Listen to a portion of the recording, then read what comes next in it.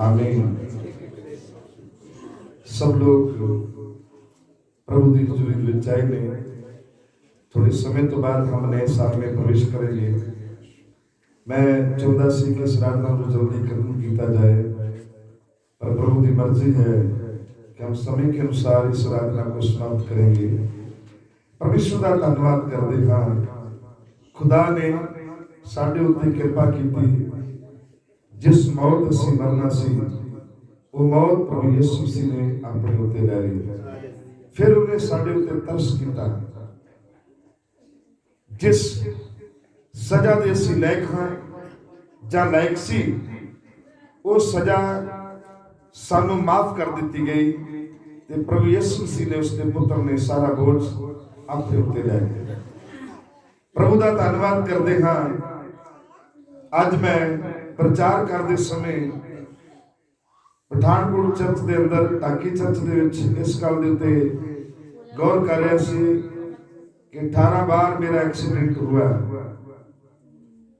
मैं अब भी जिंदा हूं और 19वीं बार मैं अपने घर दे विच पौड़ियां तो डिगा। अगर मेरा मत्था फर्श के उत्ते वज जाता, शायद अज मैं तुहाडे विच जिंदा ना हुंदा।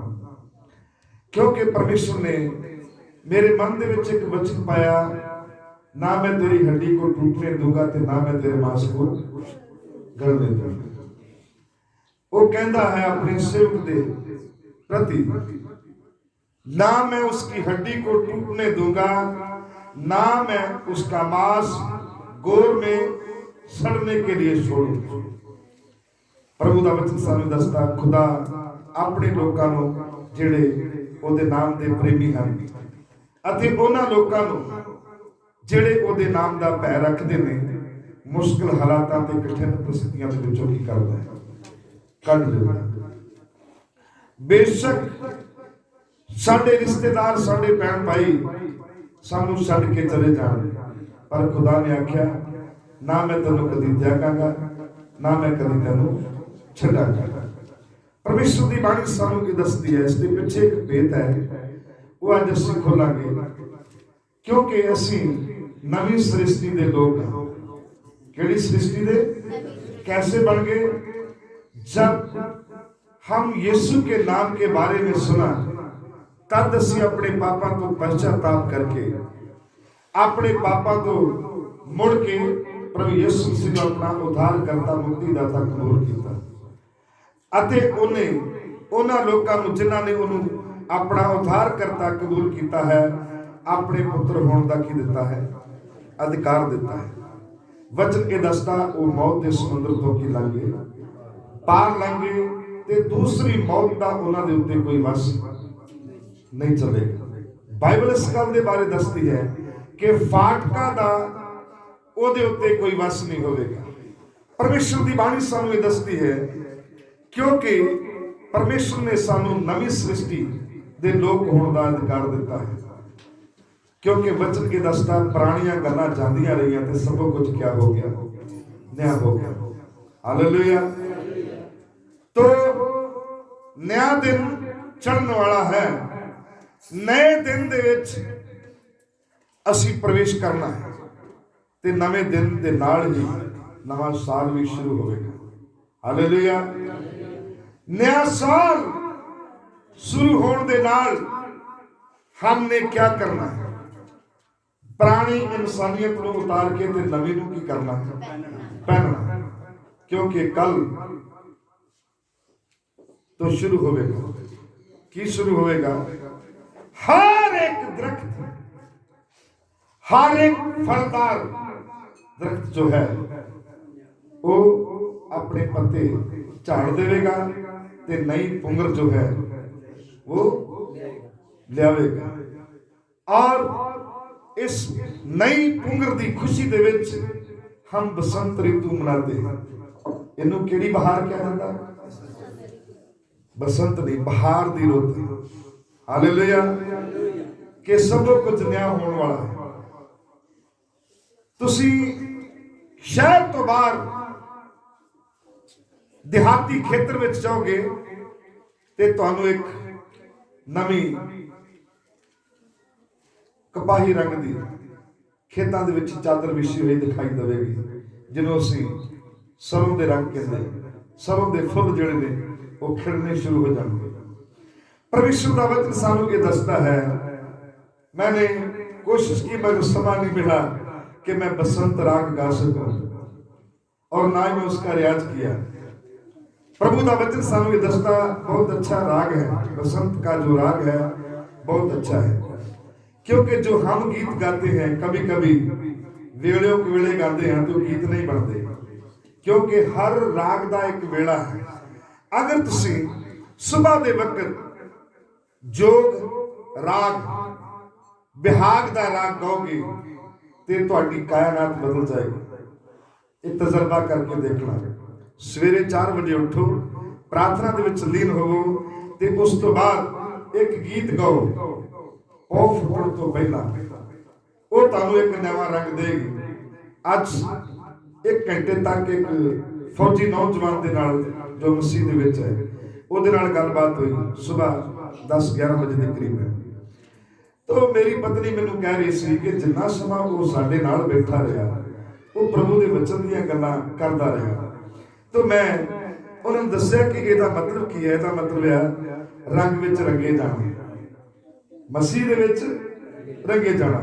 पिछले 2 साल पहला असीं गीत गाया, रंग सड्याए रंग सड्याई मैनू रंग सड्याई। मैनू ये भी गीत गाउण दा मौका नहीं मिलिया। अपने लहू दे विच रंग सड्याए, किहदे विच? ਜਿਹੜੇ ਯਿਸੂ ਮਸੀਹ ਦੇ ਨਾਮ ਦੇ ਵਿੱਚ ਰੰਗੇ ਹੋਏ ਲੋਕ ਹੁੰਦੇ ਨੇ, ਉਹਨਾਂ ਦੇ ਮੂੰਹ ਦੇ ਵਿੱਚੋਂ ਗਾਲਾਂ ਨਹੀਂ ਨਿਕਲਦੀਆਂ। ਉਹ ਨਈ ਸ੍ਰਿਸ਼ਟੀ ਦੇ ਲੋਕ ਨੇ ਤੇ ਉਹ ਪ੍ਰਭੂ ਦੇ ਲਈ ਹੀ ਗਾਉਂਦੇ ਨੇ ਤੇ ਵਜਾਉਂਦੇ ਨੇ ਔਰ ਕਲਾਮ ਦੀ ਗੱਲ ਕਰਦੇ ਨੇ। ਇਹ ਕਹਿ ਰਹੇ ਸੀ ਉਹਨਾਂ ਨੇ ਇੱਕ ਵੀ ਗੱਲ ਕੋਈ ਬਾਹਰ ਦੀ ਨਹੀਂ ਕੀਤੀ। ਪ੍ਰਭੂ ਦਾ ਵਚਨ ਸਾਨੂੰ ਦੱਸਦਾ ਹੈ ਜਿਹੜੇ ਵਚਨ ਦੇ ਨਾਲ ਜਿਨ੍ਹਾਂ ਨੂੰ ਰੰਗ ਚੜਿਆ ਹੁੰਦਾ ਹੈ ਉਹ ਦੂਸਰੀਆਂ ਇੱਧਰ ਉੱਧਰ ਦੀਆਂ ਗੱਲਾਂ ਨਹੀਂ ਕਰਦੇ। ਪਰਮੇਸ਼ਰ ਦੀ ਬਾਣੀ ਸਾਨੂੰ ਇਹ ਦੱਸਦੀ ਹੈ नई सृष्टि के लोग जिहड़े ने वो पुरानी इंसानियत को उतार के ते नवीं नूं की करदे ने, पहन लेते हैं। उसका कारण की है? संत पतरस लिखता है हम कौन है। पढ़िए पतरस की पहली पत्री, परमेश्वर की बाणी सानूं दसदी है। जदों असीं पहले पतरस की पत्री नूं पढ़दे हां तो परमेश्वर का वचन सानू ये दसता है। इत्थे असीं एक खास वचन नूं पढ़दे हां। परमेश्वर का वचन सानू ये दसता है, इहदा दूसरा अध्याय इहदा 9 वचन तो पढ़ना शुरू करिए। पहली गल, असीं नई सृष्टि दे लोक हां और साडीआं नवीआं जिम्मेवारियां।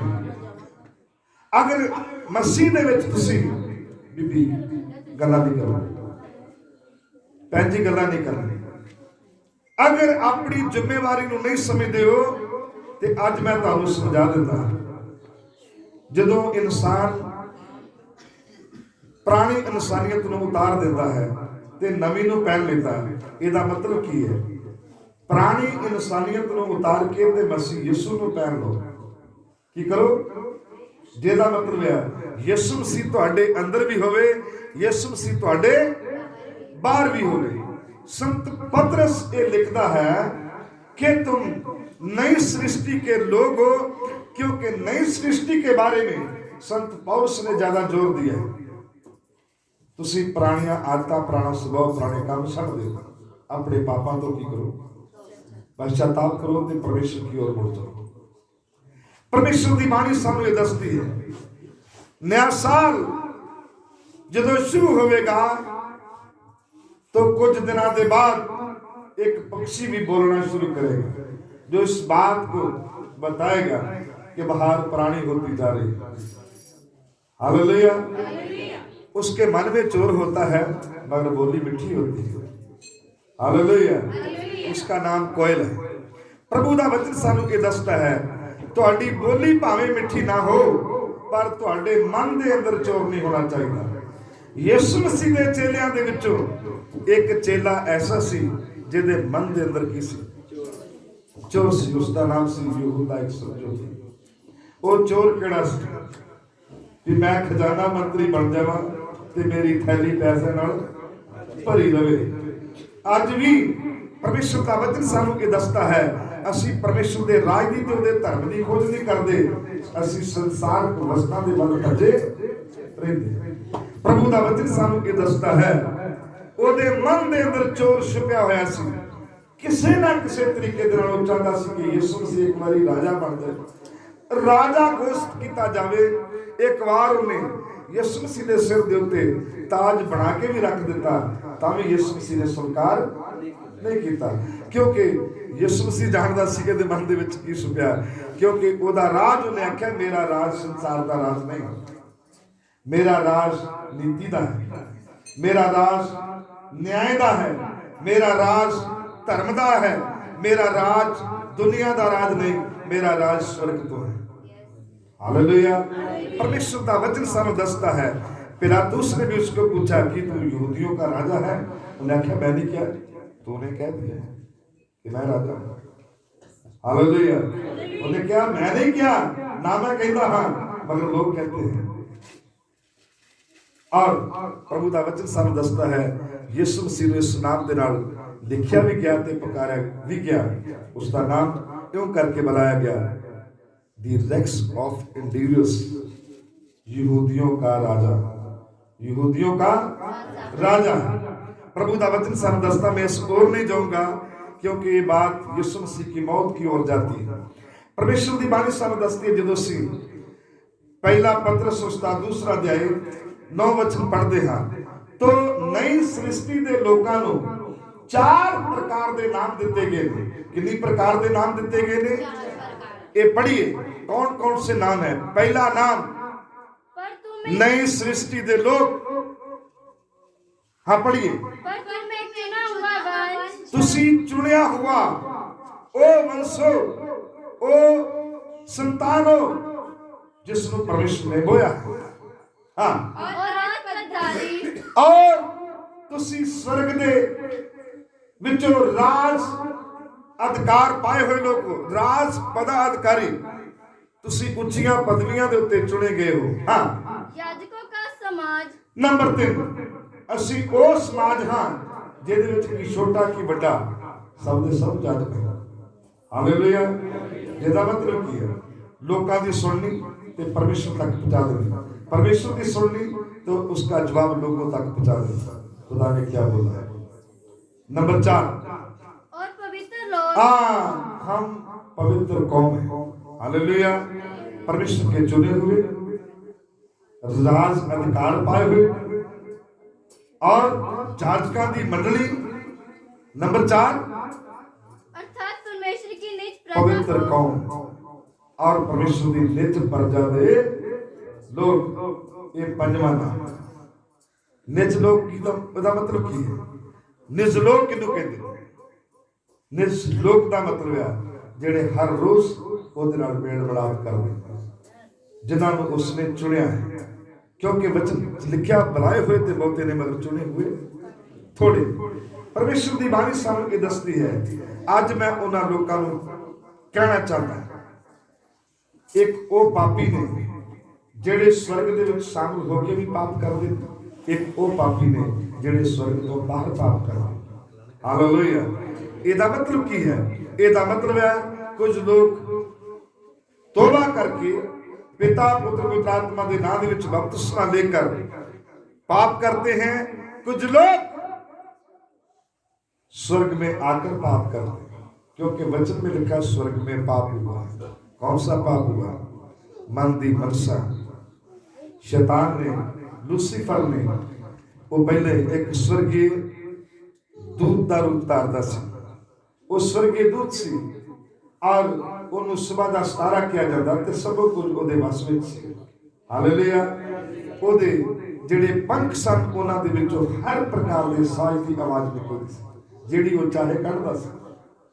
और वचन के दसता उन्होंने अधिकार सी कि धरती के उत्ते आया जाए, और स्वर्ग का भी अधिकार और पृथ्वी का धरती का भी अधिकार ਉਹਦੇ ਕੋਲ ਸੀ, और वेखण ਦੇ ਵਿੱਚੋਂ खूबसूरत सी। प्रभु का वचन सानू दसदा, एक दिन शैतान उसके मन के अंदर समा गया। उसने आख्या मैं अपना राज तख्त जिहड़ा है परमेश्वर दे नालों की बनाऊंगा, उच्चा बनाऊंगा। और वचन च लिखिया जदों उन्हें अपने मन दे विच गलत धारणा धारी उस वेले स्वर्ग दे विचों उहनूं सुੱਟ दिता गया। हालेलुया। उहनूं स्वर्ग दे विचों करोड़ां दूतां दे नाल, लखां दूतां दे नाल जिहड़े उहदे साथ देण वाले सन, सब दे सब की कर दिते गए, धरती दे उत्ते सुੱਟ दिते गए। ਉਹ ਨਾਸ ਹੋ ਗਿਆ। वचन ਇਹ ਦੱਸਦਾ ਧਰਤੀ ਉਹਦੇ ਡਿੱਗਣ ਦੇ ਕਾਰਨ ਹਿੱਲ ਗਈ। ਜਿੱਥੇ ਅੱਜ ਤੁਸੀਂ ਹਿਮਾਲਿਆ ਪਹਾੜ ਦੇਖਦੇ ਹੋ, ਇੱਥੇ ਇੱਕ ਸਮਾਂ ਸੀ तैतीस नाम का समुद्र था। हालेलुया। ਉੱਚੀਆਂ ਥਾਵਾਂ ਨੀਵੀਆਂ ਬਣ ਗਈਆਂ ਤੇ ਜਿਹੜੀਆਂ ਨੀਵੀਆਂ ਸਨ ਉੱਚੀਆਂ ਬਣ ਗਈਆਂ। ਇਸ ਤੇ ਬਾਰੇ ਪੜ੍ਹਨਾ ਹੋ तो हिजकिय्याह ਦੀ पुस्तक उसका 13वां अध्याय पढ़ना है। ਹੁਣ नहीं क्योंकि ਸਾਡੇ ਕੋਲ ਸਮਾਂ नहीं। मैं आपको इफसियां दी पत्री दे विच लेके जाना चाहता हूं। 4 अध्याय ਉਹਦੇ 22 वचन तो लेके 24 वचन तक पढ़ना है। जल्दी जल्दी पढ़ दो। कि तुम पिछले चाल चलन के पुराने हाँ जो ਤੁਹਾਡੇ ਪਿਛਲੇ ਚਾਲ ਚੱਲਣ ਦੇ ਦੁਆਰਾ ਜਿਹੜਾ ਪੁਰਾਣਾ ਇਨਸਾਨ ਤੁਹਾਡੇ ਵਿੱਚ ਵਸਦਾ ਸੀ। ਹਾਂ पुराने मनुष्य को जो बरमाने ਪੁਰਾਣੇ ਮਨੁੱਖ ਨੂੰ ਜੋ ਪਰਮਾਉਣ ਵਾਲੀ रूह ਦੇ ਦੁਆਰਾ ਚੱਲਦਾ ਸੀ। ਹਾਂ अभिलाषा के अनुसार ਔਰ ਸਰੀਰਕ ਅਭਿਲਾਸ਼ਾ ਦੇ ਅਨੁਸਾਰ ਚੱਲਦਾ ਸੀ। भ्रष्ट होता जाता है। ਕੀ ਹੁੰਦਾ ਜਾਂਦਾ? भ्रष्ट भ्रष्ट नाश ਹੁੰਦਾ ਜਾਂਦਾ। सुनिए ध्यान देइए। मैं पिछले हफ्ते भी गल दसी सी कि यीशु मसीह के जन्म तो असीं कुछ दूर होंदे जा रहे हैं। हालेलुया। मैनूं तो इदां लगदा है कि यीशु मसीह का जन्मदिन घट ते सेंटा क्लॉज का जन्मदिन ज़्यादा मनाया जाता है। इदां ही कि मैं गलत बोल रहा? इदां ही मैनूं तो लगदा है। लोग सेंटा क्लॉज को मत्था टेकते हैं, ਉਹਨੂੰ ਦੇਖਣ ਵਾਸਤੇ ਇਕੱਠੇ ਹੁੰਦੇ ਨੇ। ਯਿਸੂ ਮਸੀਹ ਦਾ ਨਾਮ ਨਹੀਂ ਆ ਰਿਹਾ।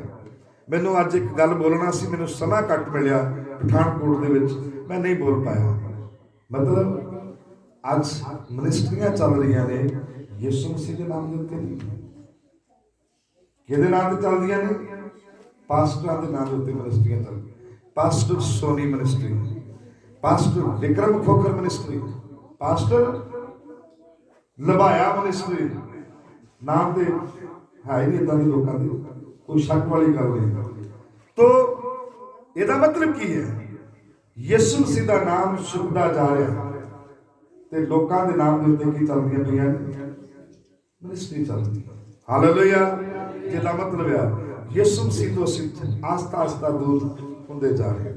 ਪ੍ਰਭੂ ਦਾ ਵਚਨ ਸਾਨੂੰ ਦੱਸਦਾ ਆਪਣਾ ਰਾਬਤਾ ਯਿਸੂ ਮਸੀਹ ਦੇ ਨਾਲ ਕਾਇਮ ਕਰੋ। ਬਾਣੀ ਇਸ ਗੱਲ ਦੇ ਬਾਰੇ ਦੱਸਦੀ ਹੈ ਕੀ ਲਿਖਿਆ ਬਈ? भ्रष्ट होता जाता है। हाँ ਇਹ ਇਨਸਾਨ ਜਦੋਂ ਪੁਰਾਣੀ ਇਨਸਾਨੀਅਤ ਨੂੰ ਆਪਣੇ ਉੱਤੋਂ ਨਹੀਂ ਲਾਉਂਦਾ, ਨਹੀਂ ਉਤਾਰਦਾ ਤੇ ਨਵੀਂ ਨੂੰ ਨਹੀਂ ਪਹਿਨਦਾ, ਇਹਦਾ ਕਾਰਨ ਹੈ ਕਿ ਉਹ ਭ੍ਰਸ਼ਟ ਹੁੰਦਾ ਜਾ ਰਿਹਾ ਹੈ, ਨਾਸ਼ ਹੁੰਦਾ ਜਾ ਰਿਹਾ ਹੈ, ਪਾਪ ਦੇ ਵੱਲ ਵੱਧਦਾ ਜਾ ਰਿਹਾ। ਹਾਂ उसे उतार डालो। ਉਸ ਪੁਰਾਣੇ ਮਨੁੱਖ ਨੂੰ ਆਪਣੇ ਵਿੱਚੋਂ ਬਾਹਰ ਕੱਢ ਦਿਓ, ਪੁਰਾਣੀ ਇਨਸਾਨੀਅਤ ਨੂੰ ਆਪਣੇ ਉੱਤੋਂ ਉਤਾਰ ਦਿਓ ਤੇ ਨਵਾਂ ਮਨੁੱਖ ਤਿਆਰ ਕਰੋ।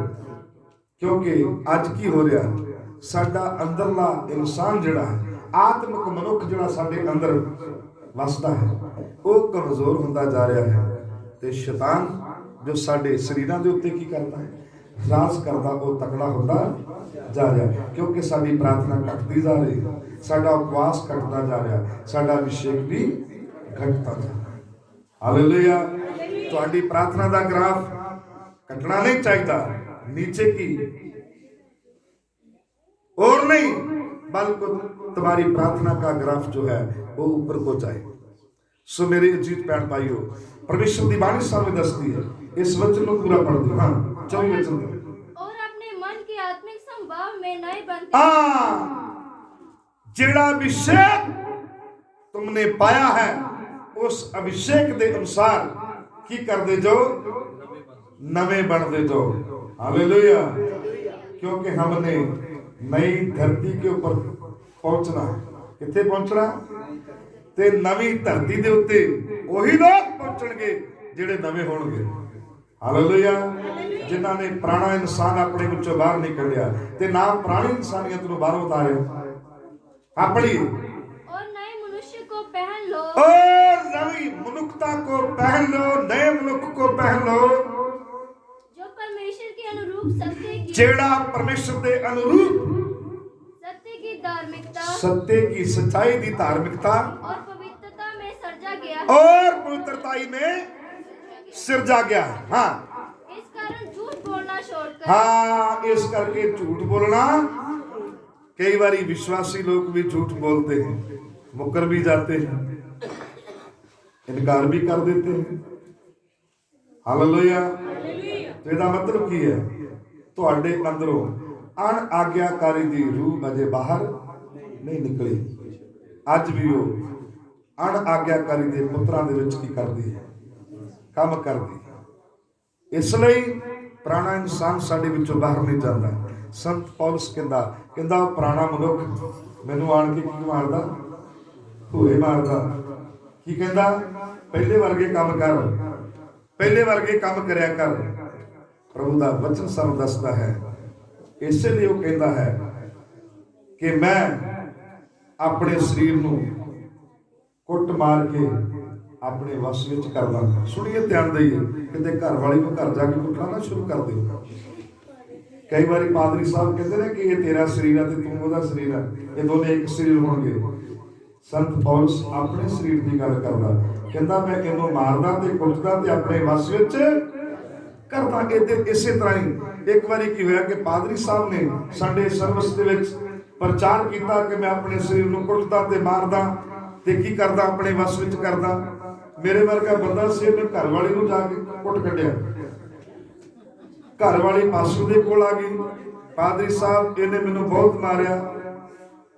ਪਾਦਰੀ ਸਾਹਿਬ ਕਹਿੰਦਾ ਵੀ ਤੂੰ ਇਹਨੂੰ ਕਿਉਂ ਮਾਰਿਆ? ਵੀ ਕੀ ਪ੍ਰੋਬਲਮ ਆ ਤੈਨੂੰ ਕੀ ਮੁਸ਼ਕਲ ਹੈ? ਕਿਉਂ ਆਪਣੀ ਘਰ ਵਾਲੀ ਨੂੰ ਨਾ ਕੁੱਟਿਆ? ਕਹਿੰਦਾ ਜੀ ਆਪੇ ਤੇ ਤੁਸੀਂ ਪ੍ਰਚਾਰ ਕੀਤਾ ਹੀ, ਮੈਂ ਵੀ ਜਾ ਕੇ ਆਪਣੇ ਸਰੀਰ ਨੂੰ ਆਪਣੇ ਵਸ ਵਿੱਚ ਕਰਨਾ ਸੀ ਤੇ ਮੈਂ ਕਹਿੰਦਾ ਕਰ ਲਿਆ। ਵਚਨ ਇਹ ਦੱਸਦਾ ਹੈ, ਇਹ ਇਸ ਬਾਰੇ ਨਹੀਂ ਕਹਿੰਦਾ, ਇਹ ਕਹਿੰਦਾ ਮੈਂ ਆਪਣੇ ਸਰੀਰ ਨੂੰ ਕੀ ਕਰਦਾ? ਆਪਣੇ ਵਸ ਵਿੱਚ ਕਰਦਾ, ਕਿਉਂਕਿ ਪੁਰਾਣਾ ਮਨੁੱਖ ਮੈਨੂੰ ਆ ਕੇ ਤੰਗ ਕਰਦਾ ਹੈ। तो याद रखिए, एक दिन प्रार्थना नहीं ना करोगे, एक दिन प्रार्थना नहीं होएगी, दूसरे दिन ਤੁਹਾਡਾ प्रार्थना करने ਨੂੰ मन नहीं करेगा, तीसरे दिन तो वैसे ब्रेक लग जाएगी, चौथे दिन तो बाद चर्च जाना भी बंद हो जाए, फिर गड्डियां लंबियां पै जाएगी, दौड़ा लंबियां लगदियां ने। वचन दसदा है कि ਅਸੀਂ ਸੁਚੇਤ ਰਹਿਣਾ, ਜਾਗਦੇ ਰਹਿਣਾ ਤੇ प्रार्थना ਦੇ ਵਿੱਚ ਬਣੇ, नित प्रार्थना दे विच बने रहना। थोड़ा आगे पढ़ती सी, झूठ बोलना छोड़कर, झूठ बोलना छड़ के हर एक अपने पड़ोसी से सच बोले, हर एक व्यक्ति अपने गुआंढी दे नाल की बोले? सच बोले, क्योंकि हम आपस में एक दूसरे के अंग हैं। हाँ, ਅਸੀਂ एक दूसरे दे की हाँ, ਜਦੋਂ ਇਕੱਠੇ ਹੁੰਦੇ ਹਾਂ ਤੇ ਅਸੀਂ ਇੱਕ ਦੂਸਰੇ ਦੇ ਅੰਗ ਬਣ ਜਾਣਾ ਹੈ, ਇੱਕ ਦੂਸਰੇ ਦੀ ਮਦਦ ਕਰਨ ਵਾਸਤੇ। हाँ, पढ़ी। क्रोध तो करो पर पाप मत करो। हाँ, क्रोध करो, गुस्सा करो, पर पाप ना करो। प्रभु दा वचन सानू ये दसदा है क्यों ऐसे काम नहीं करने। जे एक काम साडी जिंदगी दे विच होणगे, ना तो हम स्वर्ग में जाएंगे, ना नहीं पृथ्वी के ऊपर जाएंगे। प्रकाशित वाक्य दी पुस्तक उसदा 21 अध्याय ओदा पहला वचन पढ़ना, क्योंकि संत यूहन्ना लिखदा है, कहंदा पहली धरती पहला आकाश जांदा रहा। हाँ, पढ़ी। फिर मैंने नए आकाश और नई पृथ्वी को देखा, नया आकाश और नई पृथ्वी को देखा, क्योंकि पहला आकाश और पहली पृथ्वी जाती रही। हाँ, और समुद्र भी ना रहा, और समुद्र भी ना रहा। मैंने पवित्र नगर नए, फिर मैंने किसको देखा? यरूशलेम को, पवित्र नगरी को देखा, जेड़ी एक लाड़ी के समान की हुई सी, तैयार की हुई सी। दुल्हन को जैसे तैयार किया जाता है, आजकल तो कुछ ज्यादा ही ट्रेंड हो गया। पहले लोग घर दे विच तैयार कर लेते सी बच्चे, हुण दुल्हन की करदी? ब्यूटी पार्लर ते जाते पैसे खलोण नहीं दिंदे, पैसे ज्यादा हो गए। प्रभु का वचन सानू दसता है ये दुल्हन को ब्यूटी पार्लर पर नहीं सजाया गया है, इसके कम इसके खूबियां वो खूबसूरत थी। हालेलुया। ये बारे लिखा एक खूबसूरती की है ये संतां दे धर्म दे काम ने। हालेलुया। इस करके जरा सुर्खी बिंदी लाउण तो परहेज करया करो। अगर सानू खूबसूरत बनना है ते तुहाडे काम खूबसूरत होने चाहिए ने, तुहाडीआं गल्लां खूबसूरत होणीआं चाहिए ने, तुहाडीआं गल्लां दे विचों कुछ निकलना चाहिए। तुहाडी गलबात किरपा में ते की होवे, सुलूणी होवे। वो कहता है मैंने यरूशलेम को एक लाड़ी की तरह सजाया हुआ देखा है। हाँ,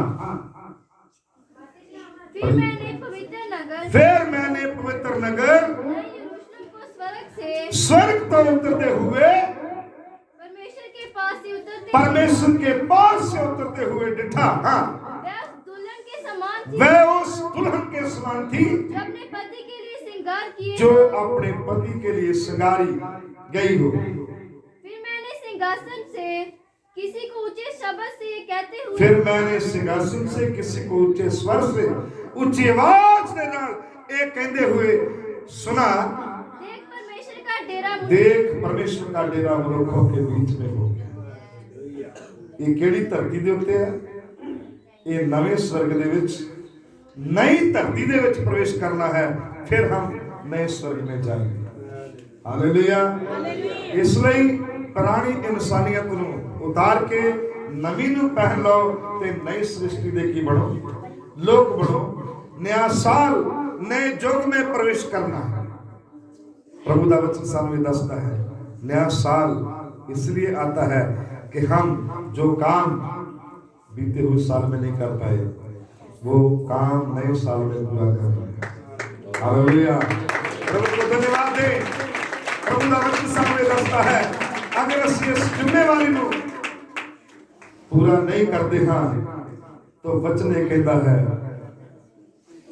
समय आएगा कोई तुहाडी अखां तो आंसू पूछने वाला नहीं मिलेगा। हालेलुया। अगर जिन लोगों ने परमेश्वर के द्वारा नई सृष्टि के लोग होने का अधिकार पाया है, अगर उनके जीवन में दुख बीमारी परेशानी भी हो तो क्या होगा? परमेश्वर आएगा उनकी आंखों के हर एक आंसू को पूंछ डालेगा। क्यों? क्योंकि वो हमारे बीच में उतर आया। Jesus born in the 1 January. Hallelujah. यीशु मसीह का जन्म 25 दिसंबर से नहीं होया। यीशु मसीह का जन्म 1 तारीख 1 जनवरी ते सुबह दे वक्त। हालेलुया। प्रभु का वचन हमें बताता है हम 25 दिसंबर को यीशु मसीह का जन्मदिन नहीं मानते, इसलिए मानते हैं, इसलिए सेलिब्रेट करते हैं कि हम यीशु मसीह का जन्मदिन एक हफ्ता पहले ही मनाना शुरू कर देंगे। हालेलुया। क्योंकि इस दिन यूरोप देश के लोग जिहड़े सन वो शनि ग्रह की पूजा करते सन। किहड़े ग्रह की पूजा करते सन?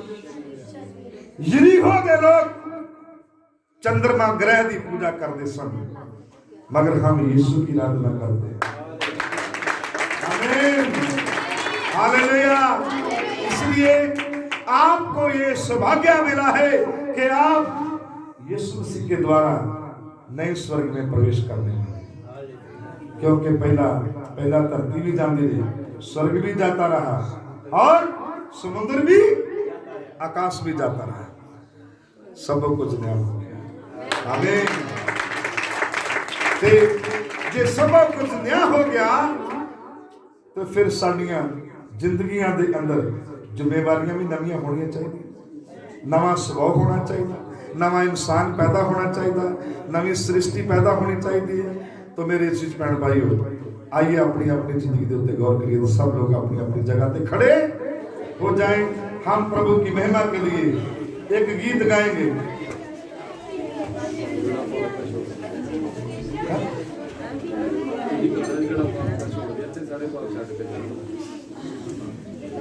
चलो जी, मैं गाता हूँ घड़ा पाप का छोड़ दी। आइए सब मिलकर गाएंगे। भाई ढोलकी बजाने वाला ढोलकी बजाई जाए, तो चिमटा बजाने वाला चिमटा बजाई जाए।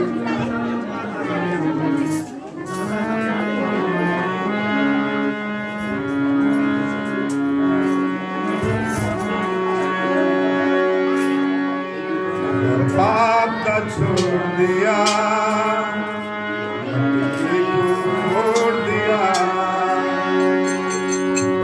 पाप का छोड़ दिया,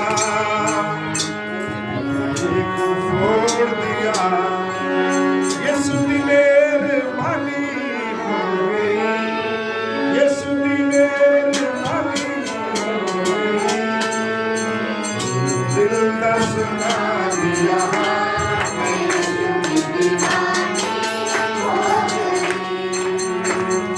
दिल का सुना